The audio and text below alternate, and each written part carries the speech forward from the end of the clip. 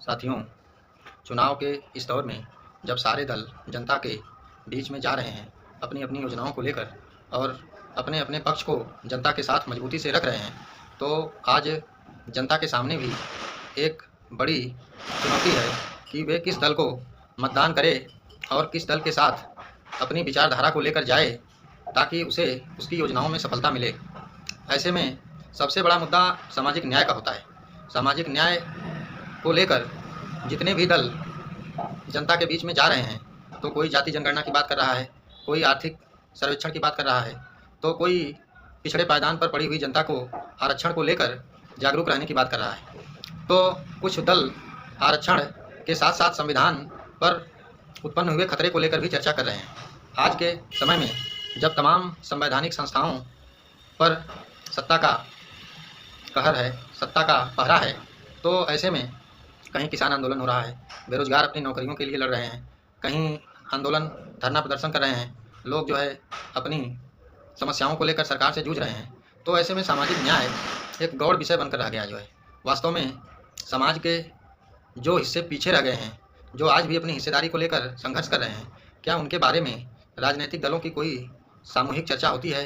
क्या सारे राजनीतिक दल वास्तव में सामाजिक न्याय को लेकर गंभीर हैं? इस बात को आप चुनाव प्रचार के दौरान देख सकते हैं। तब जब चुनाव अपने अंतिम कड़ी में होगा तो वहाँ पे अनेक पार्टियों के नेता अनेक मंचों से यह कहते हुए पाए जाएंगे कि हम चुनाव इसलिए लड़ना चाहते हैं या चुनाव में अपने पक्ष को मजबूत इसलिए करना चाहते हैं कि हमें आप मजबूती से सामाजिक न्याय को मजबूत करने के लिए लोक सदन में भेजने का काम कीजिए। वहीं पर आप देखेंगे कि कहीं परिवारवाद पर हमला होगा, कहीं वंशवाद पर हमला होगा, कहीं जातिवाद की बातें होंगी, कहीं धर्म की बातें होंगी। इन सारी बातों को देखकर अब आपको निर्णय लेना होगा कि हम जातिवाद पे जाएं, समाजवाद पे जाएं, संप्रदायवाद पे जाएं, क्षेत्रवाद पर जाएं, या पूंजीपतियों के चंगुल में फंसी हुई व्यवस्था के मायाजाल में फंसकर अपने वोट को ऐसे लोगों के हाथ में दे दें जो कि हमारी संवैधानिक व्यवस्था पर ही खतरा बन जाए। तो ये निर्णय बहुत सोच समझ कर करना होगा, क्योंकि ढेर सारी योजनाएं आपके सामने आएंगी। लोग अपने अपने तरीके से आपको समझाने का, बहलाने फुसलाने का या आपको गुमराह करने का प्रयास करेंगे जो है।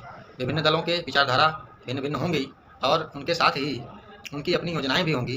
तो इसको तय करने में जनता को एक जागरूकता, एक समग्रता से विश्लेषण करने की आवश्यकता है कि वास्तव में हम समाज के उस पायदान पर खड़े हैं कि हमारी आवश्यकताएं पूरा करने के लिए जो संविधान के द्वारा प्रदत्त शक्तियाँ हैं, क्या ये इन सरकारों के अधीन हमारे लिए ठीक तरीके से काम करेंगे कि नहीं, हमारा विकास करेंगे कि नहीं, हमारे क्षेत्र का विकास करेंगे कि नहीं, और हमारे देश को संवैधानिक तौर तरीकों से ले चलने का प्रयास करेंगे कि नहीं। इस पर विशेष फोकस रखना जरूरी होगा।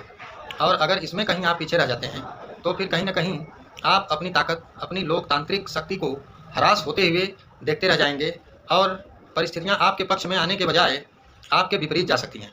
लिहाजा हमें हमारी जागरूकता, हमारी विचारधारा और हमारे सोचने समझने और तार्किकता ही हमें बचा सकती है। और सामाजिक गतिविधियों में हमारा प्रत्यक्ष या अप्रत्यक्ष इन्वॉल्वमेंट होना भी ज़रूरी होता है। ख़ास तौर पे जब राजनीतिक आंदोलनों का दौर है, तमाम विपक्षी दल अपने राजनीतिक अस्तित्व के लिए जूझ रहे हैं, तो कहीं ना कहीं उसमें आपकी विचारधारा भी जूझ रही है।